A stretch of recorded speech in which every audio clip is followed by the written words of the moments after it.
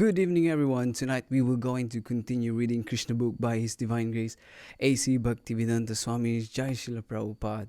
So tonight we will going to read the chapter 10, the Deliverance of Nalakuvara and Manigriva. So in the connection of the chapter tonight, Krishna will going to deliver the two Arjun trees, which is known as Nalakuvara and Manigriva. So the question now is how they became a tree and how they get the mercy, special mercy of Krishna. So we will going to find out the answer in this chapter tonight. So without further ado, let's get started reading. Chapter 10. Okay, but before that, we're going to chant the invocation mantra.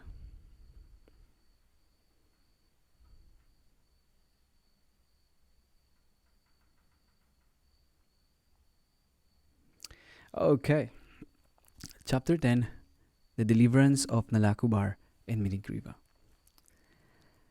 The story of the cursing of Nalakuvara and Manigriva and the deliverance by Krishna under all blissful desire of the great sage Narada is here described. The two great demigods, Nalakuvara and Manigriva, were sons of the treasurer of the demigods, Kṛṣṇa, who was a great devotee of Lord Shiva. By the grace of Lord Shiva, Kṛṣṇa's material opulences had no limit. As a rich man's sons often become addicted to wine and women, so these two sons of Kṛṣṇa were also addicted to wine and sex. Once, these two demigods, desiring to enjoy, entered the garden of Lord Shiva in the province of Kailash on the bank of the Mandakini Ganges. There they drank much and engaged in hearing the sweet singing of the beautiful woman who accompanied them in that garden of fragrant flowers. In an intoxicated condition, the two demigods entered the water of the Ganges, which was filled with lotus flowers, and there they began to enjoy the company of the young girls, exactly as male elephant enjoys female elephants within the water. While they were thus enjoying themselves in the water, all of a sudden Narada, the great sage, happened to pass that way. He could understand that the demigods Nalakuvara and Manigriva were too much intoxicated and could not even see that he was passing. The young girls, however, were not so much intoxicated as the demigods, and they at once became ashamed at being naked before the great sage Narada. They began to cover themselves with all haste. The two demigods, sons of Kṛṣṇa, were so much intoxicated that they could not appreciate the presence of the sage Narada, and therefore did not cover their bodies. On seeing the two demigods so degraded by intoxication, Narada desired their welfare, and therefore he exhibited his causeless mercy upon them by cursing them. Because the great sage was compassionate upon them, he wanted to finish their false enjoyment of intoxication in association with young girls and wanted them to see Lord Kṛṣṇa face to face. He conceived of cursing them as follows. He said that the attraction for material enjoyment is due to an increase of the mood of passion. A person in the material world, when favored by the material opulence of riches, generally becomes addicted to three things. Intoxication, that's number one, sex, and gambling. Materially opulent men, being puffed up with the accumulation of wealth, also become so merciless that they indulge in killing animals by opening slaughterhouses, and they think that they themselves will never die. Such foolish persons, forgetting the laws of nature, become overly infatuated with the body. They forget that the material body, even though very much advanced in civilization, up to the position of the demigods, will finally turn into ashes or stool. And while one is living, whatever the external condition of the body may be, Within there is only stool, urine, and various kinds of worms. Thus, being engaged in jealousy and violence to other bodies, materialists cannot understand the ultimate goal of life. And without knowing this goal of life, they generally glide down to the hellish condition in their next life. In their next life, such foolish persons commit all kinds of sinful activities on account of the temporary body, and they are even unable to consider whether the body actually belongs to them. Generally, it is said that the body belongs to the persons who feed it. One might therefore consider whether the body belongs to one personally or to the master to whom one renders service. The master of slaves claims full right to the bodies of the slaves because the master feeds the slaves. It may also be questioned whether the body belongs to the father, who is the seed-giving master of the body, or to the mother, who develops the child's body in her womb. Foolish persons are engaged in committing all sorts of sins due to the misconception of identifying the material body with the self. But one should be intelligent enough to understand to whom the body belongs. A foolish person indulges in killing animals to maintain the body, but he does not consider whether the body belongs to him or to his father or mother or maternal grandfather. Sometimes a father gives his daughter in charity to a person with a view of getting back the daughter's child as a son. The body may also belong to a stranger man who forces it to work for him. Sometimes slave's body is sold to a master, and from that day on the body belongs to the master. And at the end of life, the body belongs to the fire, because the body is given to the fire and burned to ashes. Or the body is thrown into the street to be eaten by the dogs and vultures. Before committing all kinds of sins to maintain the body, one should understand to whom the body belongs. Ultimately, it is concluded that the body is a product of material nature, and at the end it merges into material nature. Therefore, the conclusion should be that the body belongs to material nature. One should not wrongly think that the body belongs to him. To maintain a false possession, why should one indulge in killing? Why should one kill innocent animals to maintain the body? When a man is infatuated with the false prestige of opulence, he does not care for any moral instruction, but indulges in wine, woman, and animal killing. In such circumstances, a poverty-stricken man is often better situated because a poor man thinks of himself in relation to other bodies. A poor man often does not wish to inflict injuries upon other bodies because he can understand more readily that when he himself is injured, he feels pain. Therefore, the great sage Narada considered that because the demigods Nalakuvara and Manigriva were so infatuated by false prestige, they should be put into a condition of life devoid of opulence. A person who has a pinprick in his body does not wish others to be pricked by pins. A considerate man in the life of poverty does not wish others to be also put into that condition. Generally, it is sin that one who has risen from a poverty-stricken life and becomes wealthy creates some charitable institution at the end of his life, so that other poverty-stricken men might be benefited. In short, a compassionate poor man may consider others' pains and pleasures with empathy. A poor man is seldom puffed up with false pride, and he may be freed from all kinds of infatuation. He may remain satisfied by whatever he gets for his maintenance by the grace of the Lord. To remain in the poverty-stricken condition is a kind of austerity, according to Vedic culture. Therefore, the Brahmanas, as a matter of routine, keep themselves in a poverty-stricken condition to save themselves from the false prestige of material opulence. False prestige due to advancement of material prosperity is a great impediment for spiritual emancipation. A poverty-stricken man cannot become unnaturally fat by eating more and more.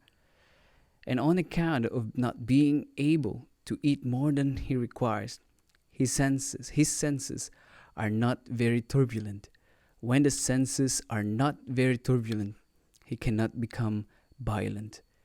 Another advantage of poverty is that a saintly person can easily enter a poor man's house, and thus the poor man can take advantage of the saintly person's association. A very opulent man does not allow anyone to enter his house. Therefore, the saintly person cannot enter. According to the Vedic system, a saintly person takes the position of a mendicant, so that on the plea of begging something from the householder, he can enter any house. The householder, who has usually forgotten everything about spiritual advancement because he is busy maintaining family affairs, can be benefited by the association of a saintly person. There is a great chance for the poor man to become liberated through association with a saint. Of what use are persons who are puffed up with material opulence and prestige if they are bereft of the association of saintly persons and devotees of the Supreme Personality of Godhead? The great sage Narada thereafter thought that it was his duty to put those demigods into a condition where they could not be falsely proud of their material opulence and prestige. Narada was compassionate and wanted to save them from their fallen life. So now this is the reason why they became a tree. They became a tree because it says here, that they become proud, falsely proud of their material opulences and prestige. So by this, they misuse the association, or having the association with Narada Muni, or great sadhus or saintly persons. So that's why Narada, as his duty is to help other living entities to develop their love of God. So Narada Muni, as has been mentioned here, thought that it's better for them so that they can realize about spiritual life, and they will increase their devotional life and remove falsely proud of their material opulences and prestige. Okay, so let's continue. They were in the mode of darkness, and being therefore unable to control their senses, they were addicted to sex life. So this is the other reason. It was the duty of a saintly person like Narada to save them from their abominable condition. In animal life, the animal has no sense to understand that he is naked.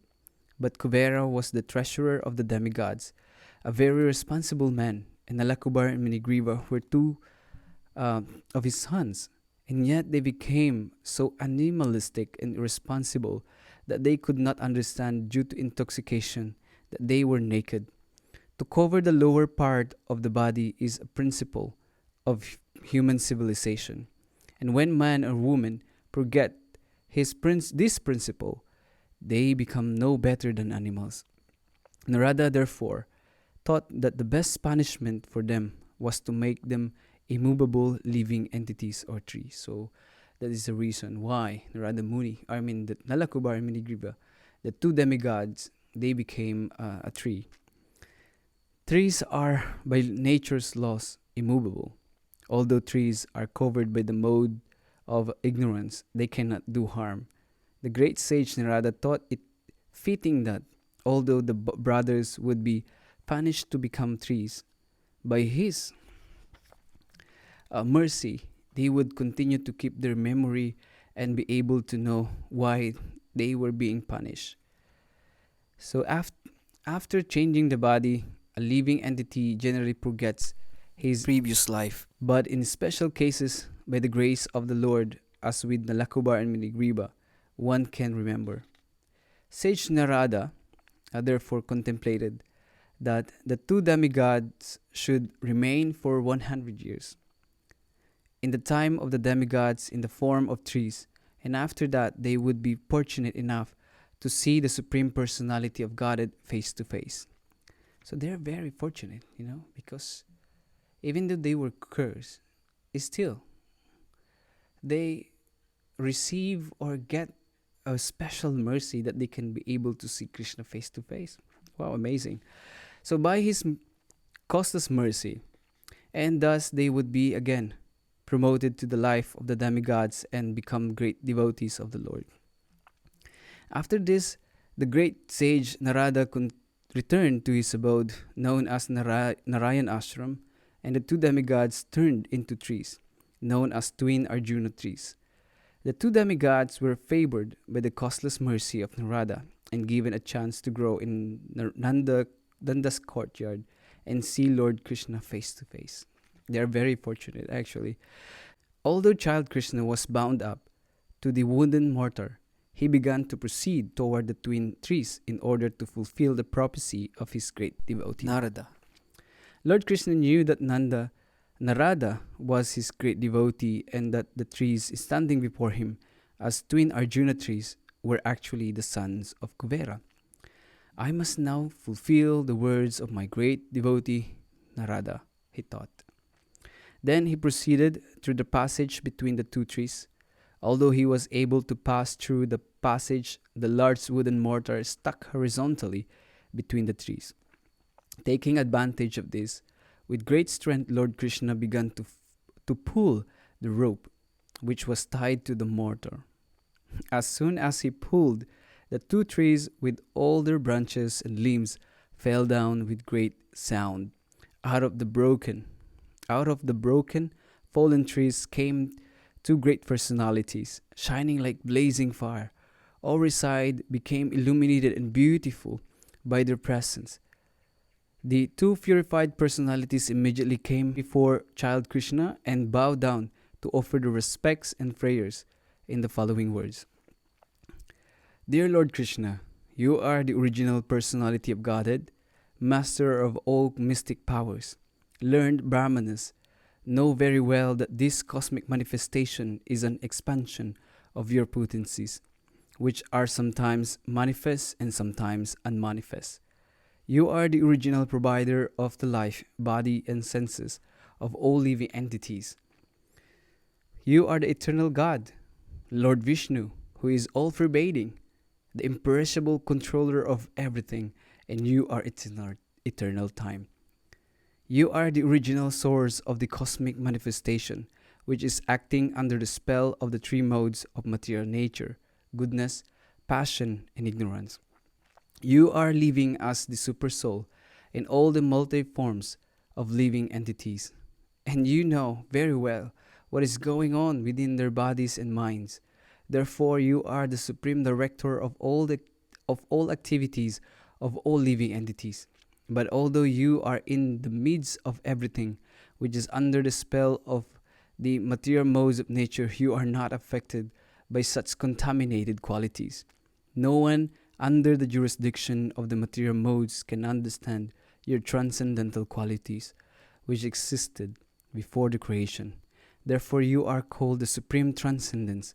Let us offer our respectful obeisances unto the lotus feet of you, Lord Vasudeva, the Supreme Brahman, who are always glorified by your personal internal potencies. In this material world, you make yourself known only by your different incarnations. Although you assume different types of bodies, these bodies are not part of the material creation. They are always full of the transcendental potencies of unlimited opulence, strength, beauty, fame, wisdom, and renunciation. In the material existence, there is a different difference between the body and the owner of the body. But because you appear in your original spiritual body, there is no such difference for you. When you appear, your uncommon activities indicate that you are the Supreme Personality of Godhead. Such uncommon activities are not possible for anyone in material existence. You, the Supreme Personality of Godhead, caused the birth and death, as well as the liberation of the living entities, and you are full with all your plenary expansions. You can bestow on everyone all kinds of benediction. O Lord, O source of all auspiciousness and goodness, we offer our respectful obeisances unto you. You are the all-pervading Supreme Personality of Godhead, the supreme source of peace, and the Supreme Personality in the dynasty of King Yadu. O Lord, our Father, known as Kuvera, the demigod, is your servant. Similarly, the great sage Narada is also your servitor, and only by their grace have we been able to see you personally.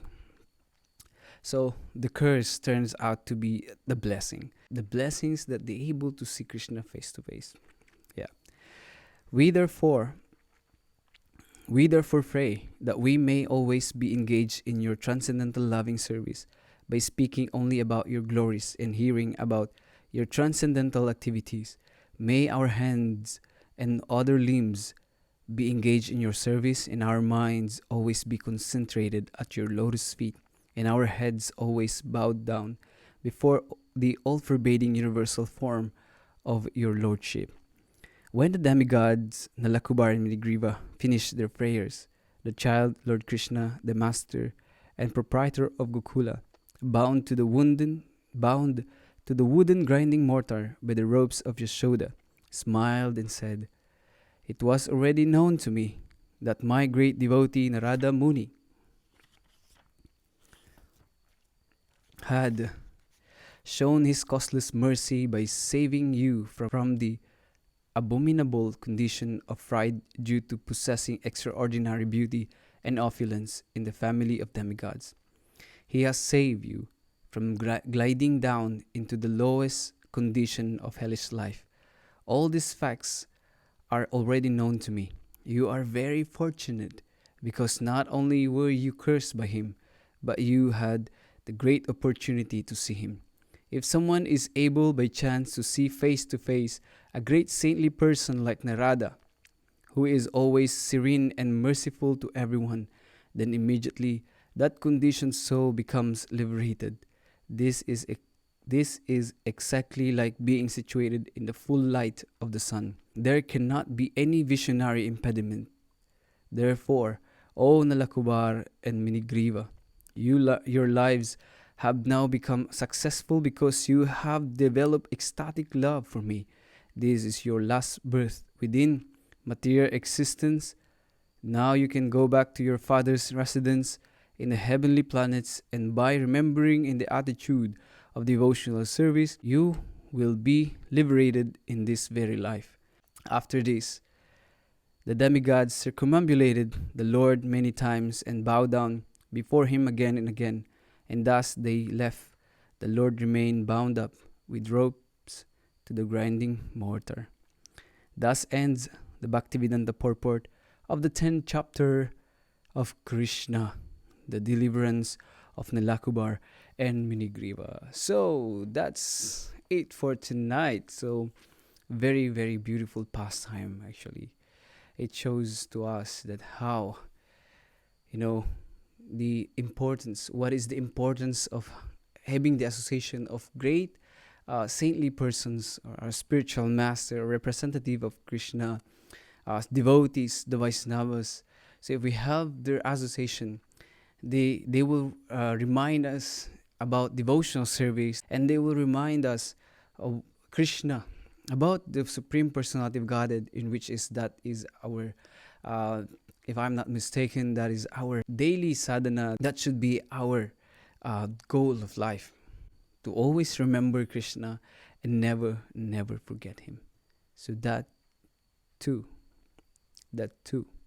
will save us from all types of fear. remembrance of Krishna and never forget him.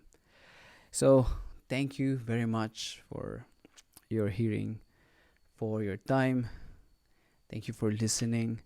And I hope everyone next time, if you could, bring all your books also, and we can read together, that would be better. Okay, so till next chapter, thank you very much for your time again. Hare Krishna. Be safe, everyone, and may all of us dream about Krishna. Thank you very much.